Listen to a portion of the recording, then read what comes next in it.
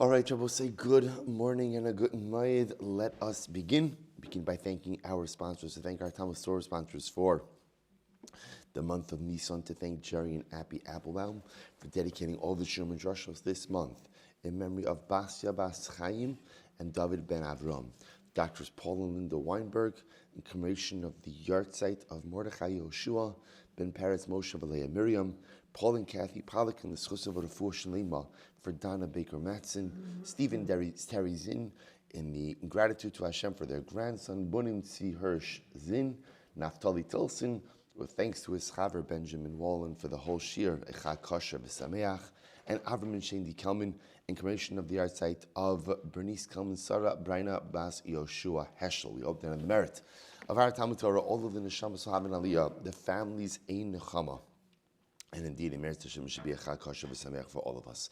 Well, with that, let us begin. We have a beautiful, beautiful daf ahead of us today. Today's daf is Mem Gimel.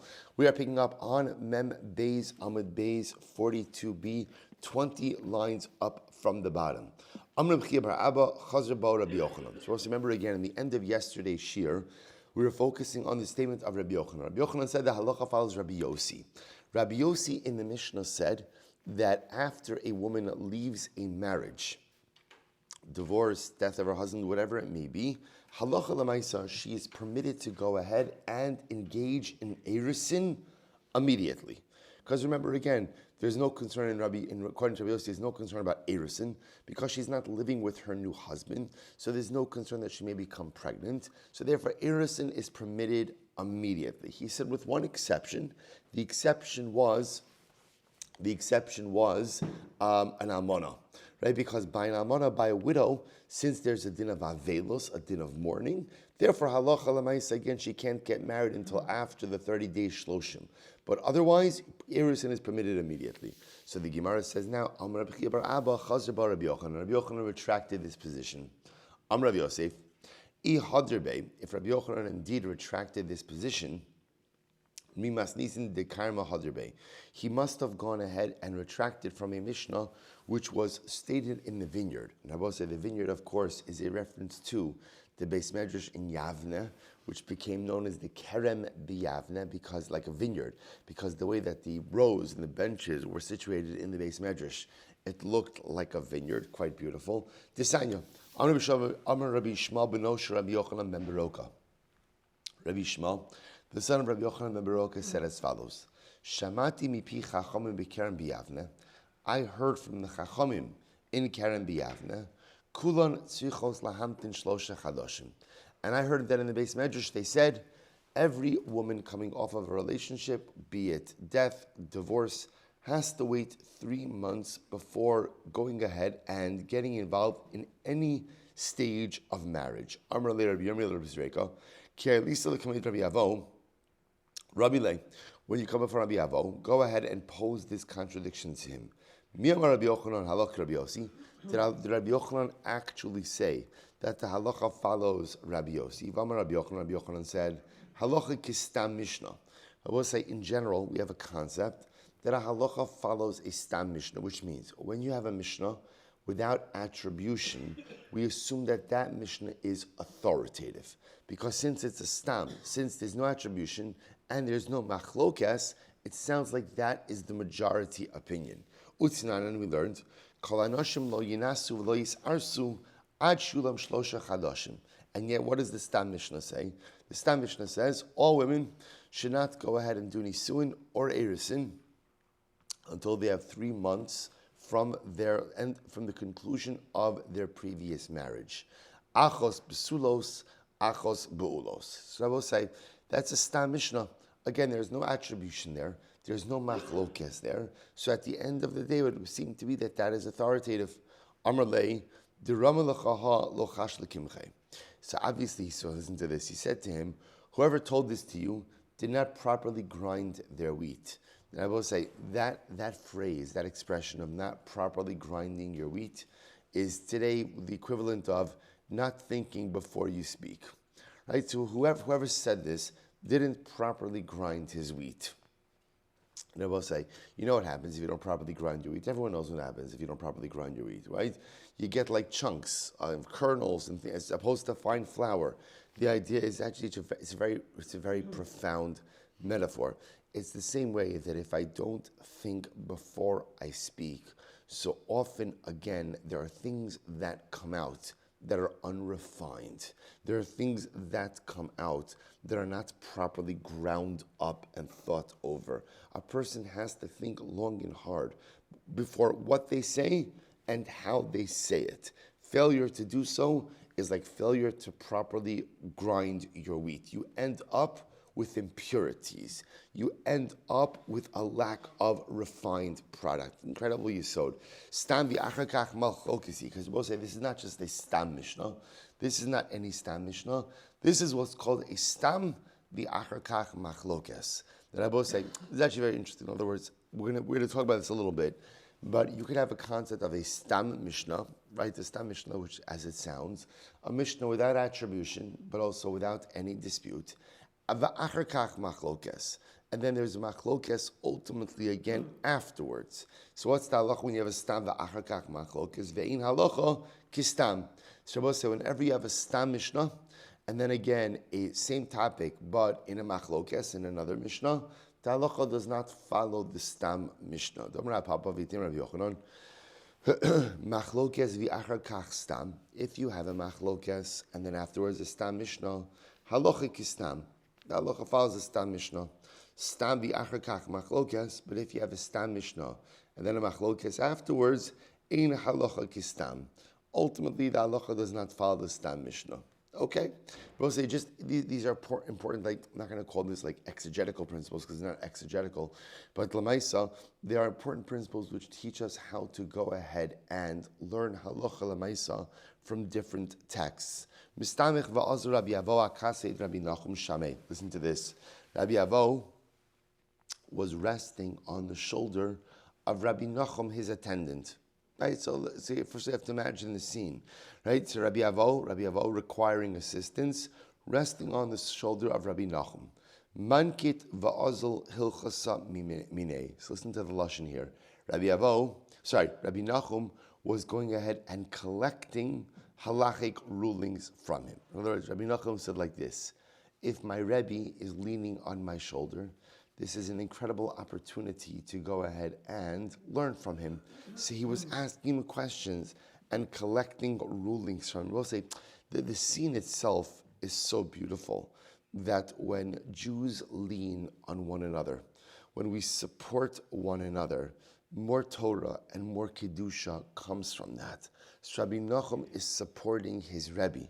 And as a result of that, again, so ultimately Torah comes from that exchange. He goes on, he says,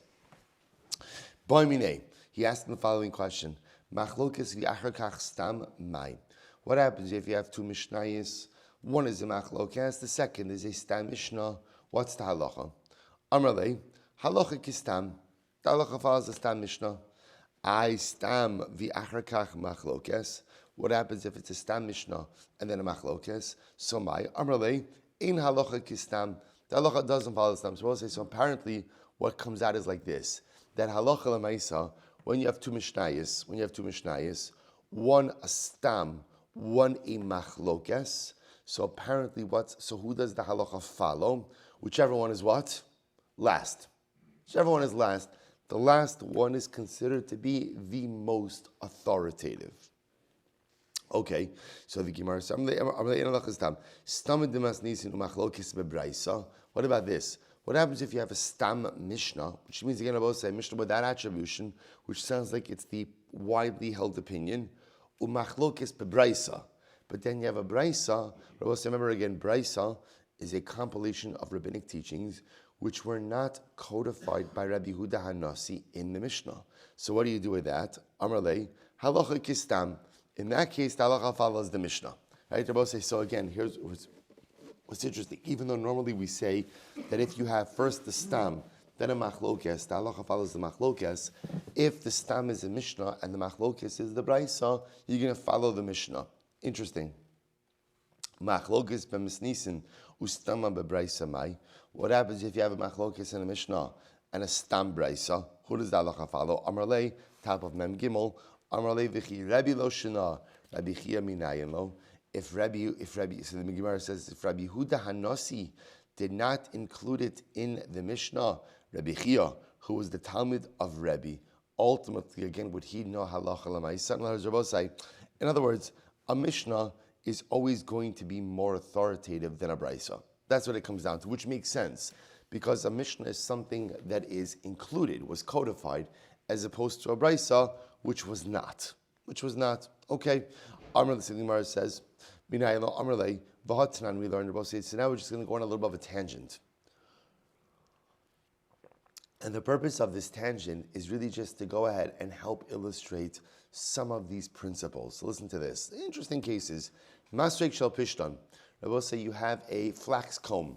And a flax comb is exactly as it sounds. A comb for flax. Good, that's it. Masrek shel pishtan. Shenitlu, we'll say sometimes in Yevamos, right, we assume that everything is complicated.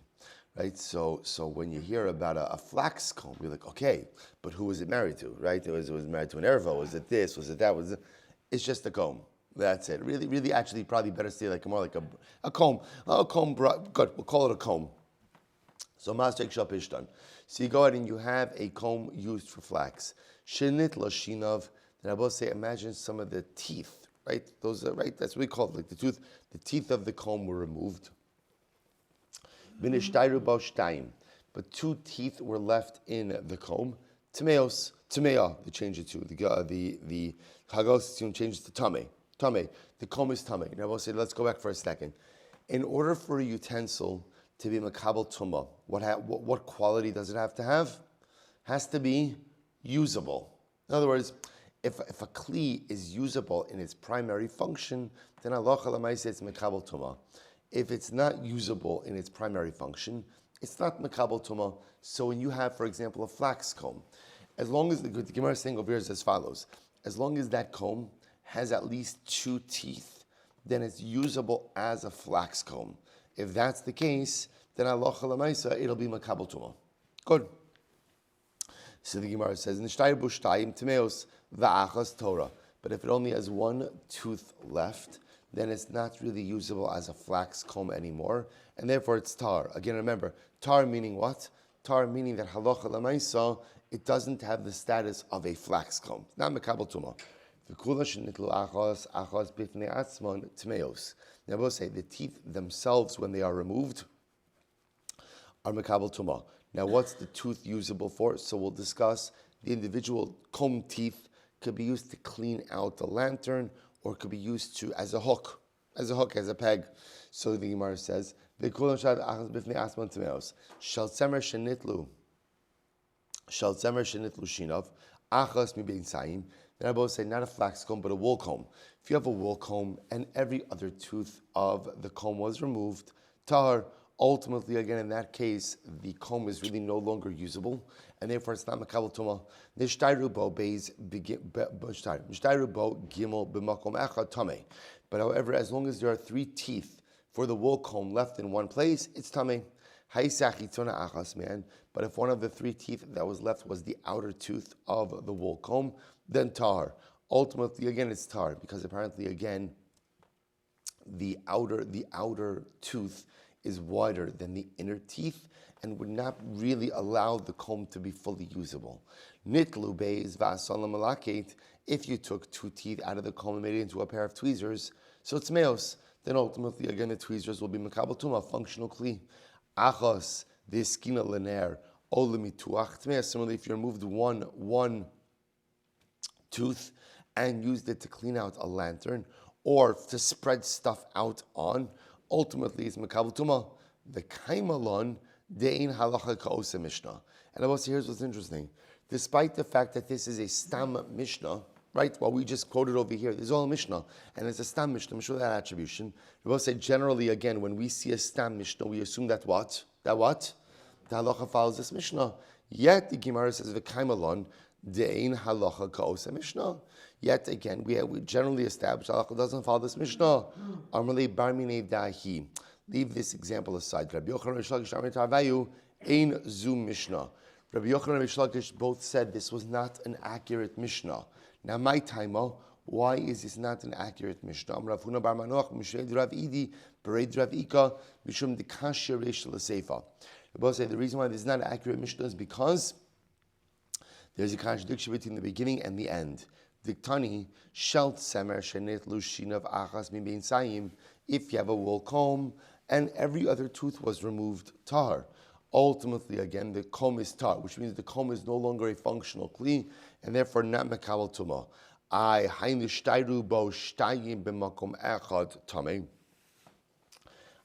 we learned that, but we can infer from that if two teeth were left in any one place, that ultimately the comb retains its identity and is mekabel tuma. V'hadar tani, then you said nishtayru bo gimel tamei. If it has three teeth, ultimately again it's tamei. Gimel in shtayim lo, 2 yes, 3 yes, 2 no. So we'll say, so therefore again, it's an inherent contradiction in this Mishnah. Is it 3 teeth or 2 teeth which allow the wool comb to remain usable? So apparently because of this inherent contradiction, both Rabbi Yochanan and Reish Lakish said that halacha l'maisa, this Mishnah is corrupted, and therefore again, it's not a stam Mishnah. To which the Gemara says, "Oh my kusha, I don't understand why you're getting all worked up about this. Dilma habegavaisa habebraisa. Maybe it all depends whether or not the teeth are left in the inner row or in the outer row. Rather, the Gemara says the reason we think the Mishnah is corrupted is because of the following. Diktani v'kulan shenitlu achas bifnei atzmon. Tmeos. There we learned that when the teeth themselves are removed, each tooth by itself has the ability to be makabel tuma. Why is that? We'll say why is that? Because ultimately, again, it could be used for some other purpose, right? To clean out the lamp, to stretch stuff out on like a peg. The afagav delo his skina. And I will say this is true. This is true even though you have not actively prepared or set aside the item for use as a kli. Se'ema seifa. Yet look at the end of that Mishnah. Achos v'hiskina lener ol lemituach tmeya. You know, if you look at the seifa, what does the seifa say? If you took one of these teeth and you prepared it for use, either to clean out the lamps or to go ahead and use as a peg, ultimately, again, then it's mekabel tuma. And what do we infer from there? Hiskina in, lo hiskina lo. So we'll say this is the inherent contradiction in the Mishnah. The first part of the Mishnah seems to indicate that any one of the teeth is mekabel tuma because de facto it can be used as an independent kli. The end of the Mishnah says the only time the independent teeth are mekabel tuma are when they are actively designated. So does the tooth have to be actively designated or not? This seems to be a machlokes. It's not a machlokes, a contradiction. And therefore, again, Rabbi Yochanan and Lakish said this is not a stam Mishnah because the Mishnah itself is corrupted. To which the Gemara once again says, Amar Abaye, O my kusha, what's the problem? Dilma habekatayu, habelokatayu. Maybe it depends. When it's talking about a case where the tooth has a handle, in other words, it has a handle you can hold on to, not like a handle, and the other one is not with a handle. So halacha l'maisa, again, in the handle, it's readily usable even without designation. Without the handle, it's only usable with designation. Okay. Amar Papa says, Umay kushya, dilma habekatnisa habalimta. Furthermore, again, it could be talking about different kinds of teeth. One is talking about a thin tooth, a narrow tooth, and one is talking about a wider tooth. So therefore, we'll say, the point the Gemara is making here is as follows. Remember, we just got finished kind of laying out a series of rules. And one of the rules that we put forward was the halacha follows a stam mishnah. Right? Halacha follows a stam mishnah. Good. Now, the Gemara quotes a stam mishnah.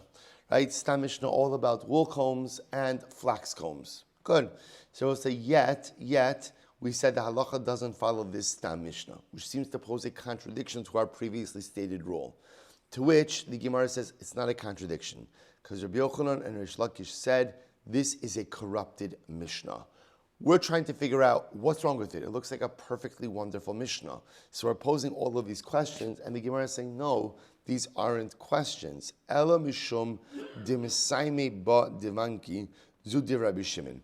So we'll say, no. I'll tell you why. It's not a stam Mishnah. It's not a stam Mishnah. Why? because those, the davanki or the davkani, right? Rabbi say davkani. What's the word davkani? Dafka, dafka. The davkanim, right? The ones who are more accurate. The way they read this Mishnah. How did the Mishnah end? Zu divrei Rabbi Shimon, which means what? Rabbi say, which means what? It's not a stam Mishnah. It's not a stam Mishnah. It's a Mishnah with attribution. Rabbi say, by the way, halavai we should be zocha to come into that category, right? A davkani, right? Rabbi say a davkani is a davka person. A meticulous person, an accurate person. We'll say it kind of goes back to what we said before, right? What the Gemara was saying before, where who said it? Amarlei deramelecha ha lo chash lekimche. You see a theme in today's daf, right? To make sure to go ahead and grind your wheat carefully. To make sure you're very careful before you say something. Make sure your words are accurate. Your words convey the proper meaning, and you're using the proper words. And here you see dafkani. There's this group of dafka people, dafkani, people who are a bit more careful, people who are a bit more meticulous. And I'm both saying it's incredibly amazing that we're learning this stuff here on Pesach, because if you think about it again, the Yom Tov of Pesach fully hinges on what? Davkanos. Never heard that midah before. But davkanos, being a dafka Jew, you have to be a detail-oriented individual. And I will say, people often say, the devil's in the details. It's not true. The Ribono Shel Olam is in the details. Because it's the details that make the result either a result of Kedusha or a result of Tumah. It's all about the details. I will say, people sometimes like to say, I'm a big picture person. I don't get involved in the details. I have yet to meet a successful big picture person who doesn't get involved in details. Now, maybe one day a person graduates to not having to manage the details, but someone's always got to be taking care of the details. Because if all I am is big picture and no details, again, I end out churning out unprocessed wheat, not fully ground wheat. There's clumps, there's kernels in it. You have to be a dafkani. You have to be a person, again, who's big picture, but lamaisa, again, attentive to the details as well. So therefore, I will say, it turns out that halacha lamaisa, this Mishnah does not pose a contradiction to our previous conversation for one simple reason. It's not a stam Mishnah. It has attribution. Beautiful. Shalach li Rabbi Chia bar Abin. So we'll say now we're back to Erusin. We're back to I should say Avchana, waiting 3 months. Shalach Rabbi Chia bar Abin ma'arsin toch gimel v'chein osin ma'isa.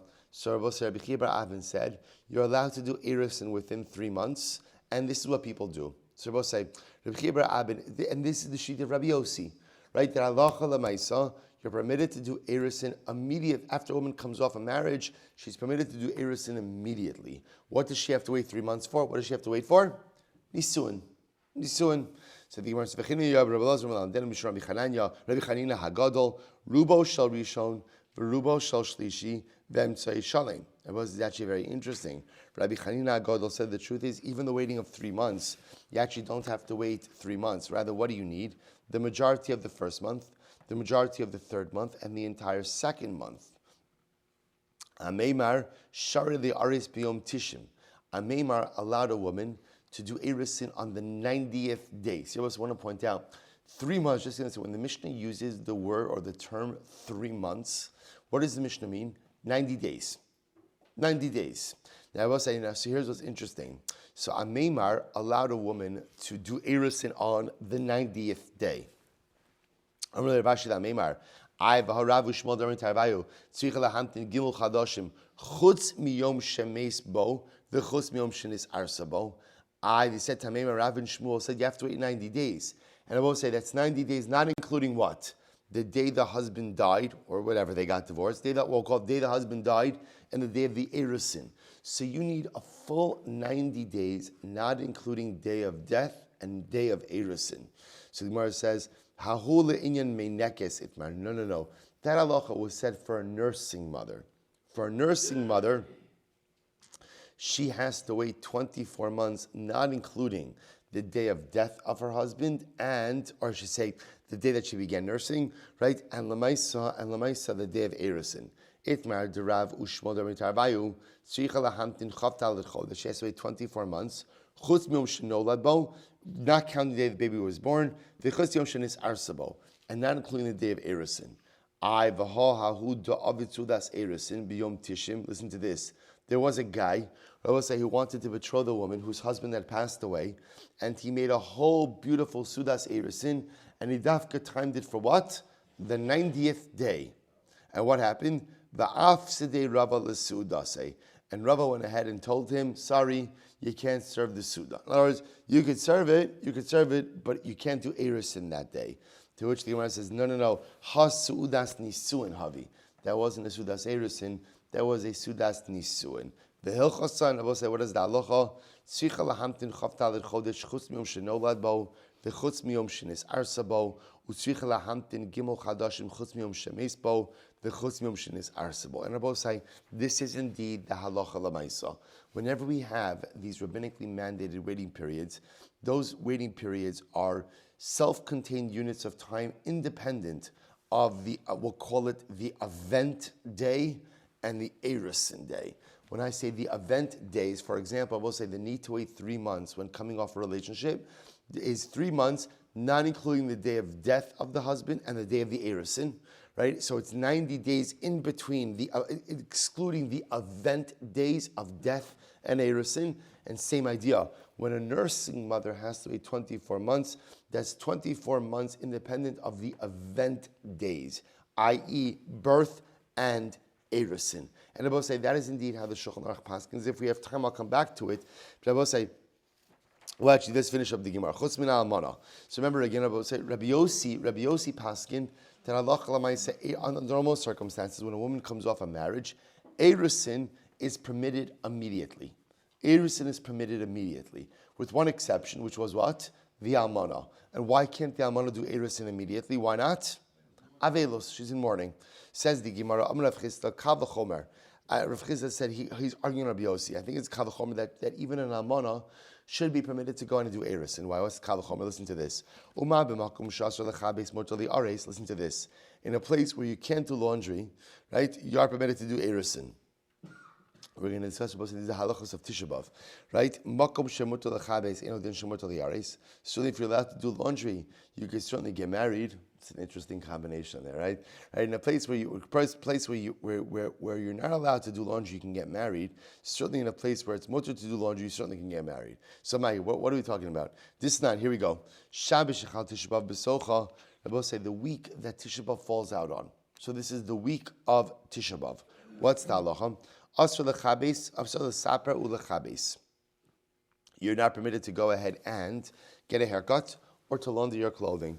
Ubechamishi mutar mipnei kavod Shabbos. I will say, interestingly enough, if Tisha B'Av falls out on a Friday, which again in our calendar it cannot, but if Tisha B'Av falls out on a Friday, Thursday you are allowed to go ahead and launder and take a haircut. Kavod Shabbos.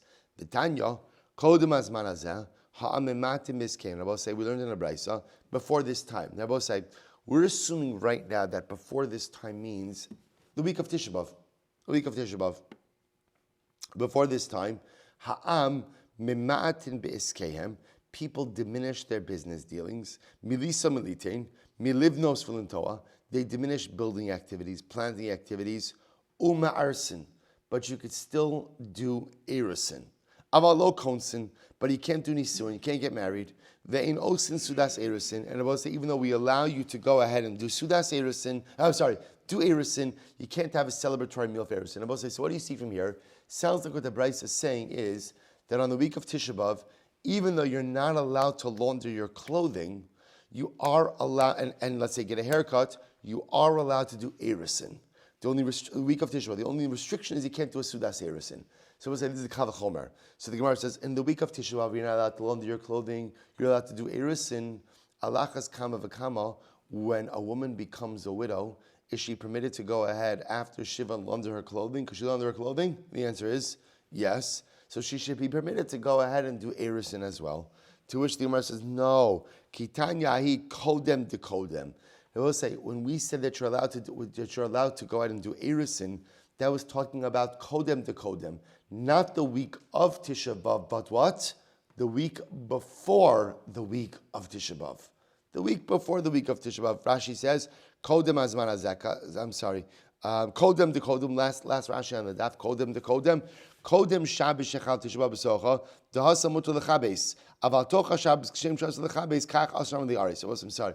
When we say that, so it's the week, it's not talking about the week of Tisha B'Av, but rather ultimately, again, the week before, to which the Gemara says, Kodem de Kodem. I'm sorry.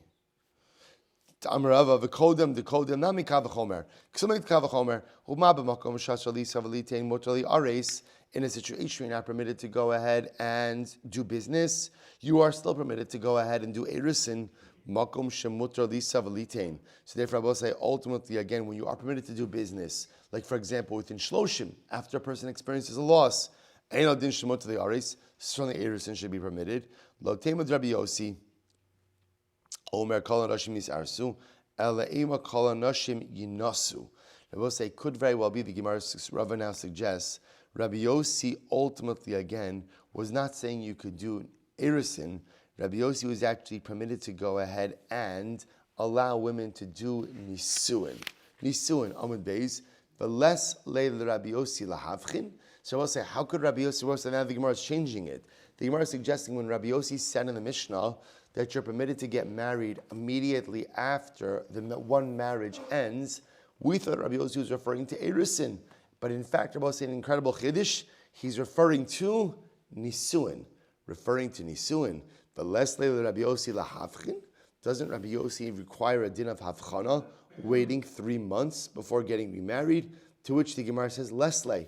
Rabbi Yossi, it's possible that Allah Lamaisa, Rabbi Yossi does not subscribe to the concept of havchana.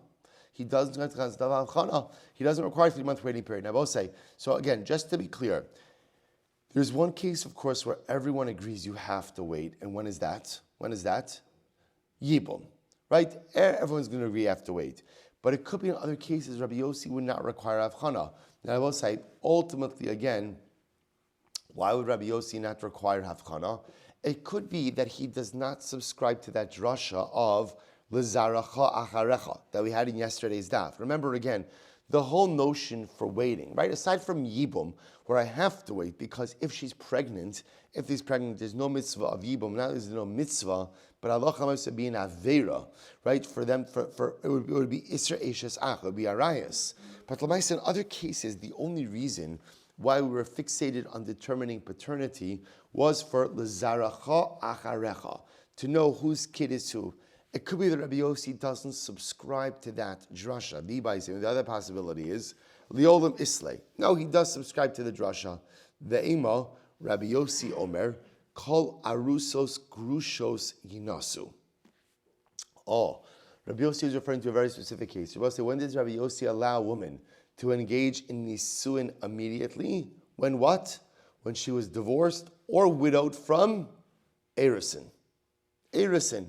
Because I will say in erisin, the couple is not living together. If they're not living together, then what? Then Allah said there's no concern that she may be pregnant from another man. If that's the case, ihachi hainu Rabbi Yehuda. If that's the case, I will say, isn't that the same sheet as Rabbi Yehuda in the Mishnah? Ikebenaihu nisua liares. I will say, here's the difference. The difference would be ultimately again a woman who is coming off of nisuin, can she do erisin? Rabbi Yehuda savar nisua mutaris liares. Rabbi Yehuda holds that a woman ultimately who's coming off nisuin is permitted to do erisin. Rabbi Yossi savar nisua asura liares. Rabbi Yossi holds that a woman coming off of nisuin is still prohibited to do erisin. The savar Rabbi Yossi nisua asura liares. Does Rabbi Yossi hold that a nisua is not permitted to do erisin? Vatanya, we learned Rabbi Yossi Omer kol nashim yisarsu chutz min ha'almana. Rabbi Yossi says that halacha l'maisa all women are permitted to do erisin except for an almana because of her avelos b'mei evil. The kama ibol shala. We'll say how long does her avelos last? Shloshim yom, ultimately 30 days. The kulan lo yinasu ad shulam gimel chadashim. And again, halacha l'maisa, even Rabbi Yossi is only allowing erisin. But halacha l'maisa nisuin cannot happen for 3 months in order to be able to have havchana, right? To determine whether or not she's pregnant. Hi, my kushya. Ilema diktani Rabbi Yossi Omer kol nashim yisarsu mi'alema masnisin du kimna ba'arusas grushos yinasu. So we'll say ultimately again, what's the kasha? What's the kasha? Ultimately again, if you have the version that says Rabbi Yossi says that all women are permitted to do erusin, again, would this be any stronger than our Mishnah? And the way we set up our Mishnah is that Rabbi Yossi is referring to arusos gerushos, right? Ultimately, again, a woman who is widowed or divorced from erusin. That's, so the Gemara says, arusos gerushos yinasu, and they're permitted to even do nisuin. Hachanami kol arusos gerushos yinasu. So too, we would see over here that halacha lamaisa, any arusos gerushos are permitted to go ahead and even do nisuin. Elami seifa. Rather, Rabbi say must come from the seifa. Diktani the kulan lo yinasu ad shiu lahen gimel chadashim. Rabbi say the seifa of the Mishnah said no women are permitted to engage in nisuin until they have 3 months of havchana. In subehu delo ha isrusei shapir dami. Rabbi say what are you not allowed to do? Nisuin is aser, but it sounds like what? Erusin is totally permitted. Amarava taritz ve'emahachi. Rabbi says, okay, here's how you have to go ahead and set this up. Rabbi Yossi Omer, kol arusos grushos yinasu. Rabbi say the sheet of Rabbi Yossi is as follows: any woman who's coming off of erusin, specifically a divorcee, so any woman who was divorced from erusin is what? Permitted to get married, fully married, nisuin, immediately. Why is that? Why is that? No concern of what? Pregnancy. Because remember again, they never consummated the marriage. All she had was erusin, with one exception. Chutz min almana, except Rabbi Yosef, woman is widowed. Mipnei ha'ibol, because of avelus, the kama ibol shela, how long does her avelus last for? Shloshim yom, 30 days. So we'll say, this is very interesting. Now, what, according to this version, what Rabbi Yossi just said, any woman who is coming off of a marriage that only got to the erusin stage is permitted to get fully married immediately after the dissolution of her marriage through divorce, right? Why? Because since the previous marriage ended in a state of erusin, there's no fear of pregnancy. Therefore, she's permitted to get remarried, fully remarried immediately. What's the exception? If she's an almana. If she was widowed from erusin, then halacha l'maisa, although she could go ahead and do nisuin immediately, erusin immediately, she can't do nisuin until after the period of avelus. And how long does avelus go for? 30 days. 30 days. So we'll say, so therefore Rabbi Yossi prevents a woman who is widowed from erusin from doing nisuin immediately, but not because of anything to do with havchana. Just to do with what? Just do with what? Avelus. So the Gemara says, now watch this. Unusuos lo yisarsu ad shehei lahen shlosha chadashim. But Rabbi Yossi will agree that if a woman is coming off of nisuin, right, whether because of death or divorce, whether her husband died or she was widowed or divorced, that halacha l'maisa there, you can't do anything for 3 months. So we'll say this is a very different version of Rabbi Yossi we had in our Mishnah. So in this version, let's work backwards. Right? Let's work backwards. Therefore, in this version, halacha l'maisa, Rabbi Yossi will say like this: if you were widowed or divorced from nisuin, what's the halacha? What's the halacha? 3 months. 3 months. If you were divorced from erusin, then what? Remarried nisuin immediately. Widowed from erusin, what's the halacha? 30 days. Why 30 days? What is that? What is that? Avelus. Okay? So we'll say, now watch this. Says the Gemara. 1 second. V'amana min ha'erusin mi isla ibol. So we'll say what this sounds like is that if a woman is widowed from erusin, she has a din of avelus. She has to mourn for her husband. Is that true? So the Gemara says, "Vatana b'chibar ami ishta arusa la onin v'lo metamela." So Rabbi said, listen to this. I'm talking about over here a Kohen, right? Let's say a Kohen had erusin with a woman, and she passed away. The woman passed away during erusin. He's not an onain, right? He doesn't go into avelus for her, nor does he go through a levaya. He does not become tummy for her. V'chein hi lo onenes v'lo metame lo. So too she does not go into avelus for him, nor does she become tame for him. Mesa, similarly again, if she dies, eno yarsha, he does not inherit her. Mesu, if he dies, go v'ksuvasa, she gets her ksuva. Now I will say, now Rashi points out over here, when does she get her ksuva? Only if he decided on his own to commit to it during Erusin. See, I will say, normally, a husband only commits to a ksuva when? From the suin and on. This is about a case where he voluntarily committed to a ksuva from Erusin. That's fine. If he voluntarily committed, then halacha l'maisa, he has to pay it. But we'll say, what do you see from here? Again, what's the takeaway from here? There is no avelos during Erusin. We just got finished saying that according to Rabbi Yossi, if a woman was widowed during Erusin, she has to wait 30 days before getting remarried because of avelos. Why is there any avelos from Erusin? To which the Gemara says, Ela Tanoihi. It's machlokes Tanoim. Listen to this. This Sanya, I will say it's fascinating how this comes back to Tisha B'Av. This Sanya, Rosh Chodesh Vadatainis, from Rosh Chodesh Av until Tisha B'Av. So ha'am mimatin me'iskehen. So the people diminish their business dealings. Milisa v'litin, to do business.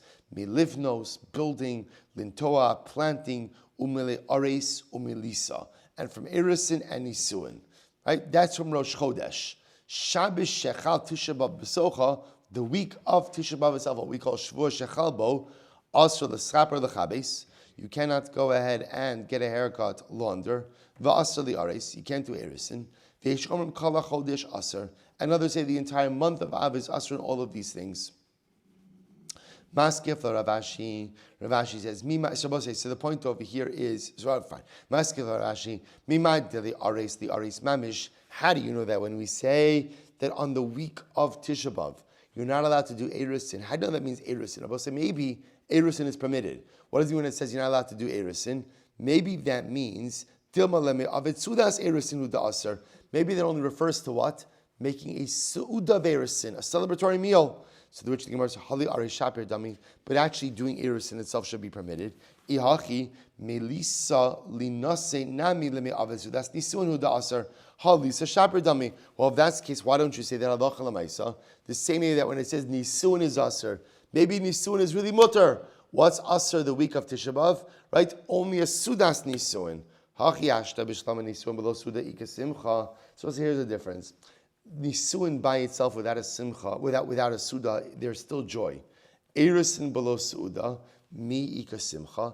But I will say Erusin without a suda, there's no real celebration attached to that. Ravashi, sheni avelus chadasha me avelus yishana, v'sheni avelus terabim me avelus tiyachid. So I will say this is actually quite profound. The Gemara says the truth is you can't really go ahead and bring a comparison between Tisha B'Av, right, the halachos of Tisha B'Av or the week of Tisha B'Av, and personal avelos. Why? Because there is a distinction ultimately again from what we'll call historical mourning to contemporary mourning, and between public mourning to personal mourning. If you look at Rashi, we'll say that's Rashi in the Mishnah. Ravashi lo togma ketanai Rabbi Yossi mode bahid de ma'arsin udekash lekal kavachomer hushayni ben avelos chadasha de Tisha B'Av tavi avelos yishana va'avelos terabim hilchach kila. I will say the halachos of Tisha B'Av are going to be different and to a certain degree a bit more lenient than the halachos concerning personal mourning. We wanted to create a bridge between the halachos of Tisha B'Av and the halachos of personal mourning. Kamash and Rabbo said that there is a distinction. Tisha B'Av represents communal, historical mourning, and ultimately, again, what's happening with the Amana is personal, contemporary mourning. And at the end of the day, those are two different entities and are governed by two different sets of halachic mandates. So I will say, bottom line, halacha l'maisa, how do we paskin all of this? So I will say, we paskin the Shulchan Aruch. This is in Even HaEzer. Simin Yud Gimel Sif Ala says, it's too long to get into right now, but what I will say is like this. We paskin any woman coming off of a relationship, whether she is coming off of Erusin, whether she is coming off of Nisuin, has a 3-month waiting period. It does not make a difference whether she's young, whether she's old, she's a katana, she's a gedola, she's a zakena. It makes no difference. She can become pregnant, can't become pregnant. Husband was capable of making her pregnant. Doesn't make a difference. I will say it is a low plug across the board. So whether she's coming off of Erisin, whether she's coming off of Nisuin, halacha lamaisa, she has to wait 3 months. And I will say that 3 months ultimately again, it is 90 days excluding the event days. So it does not include the day of death, day of divorce, and day of erisin. So halacha l'maisa, 90 days in the middle for all women. I will say we'll stop here. Shkoyach.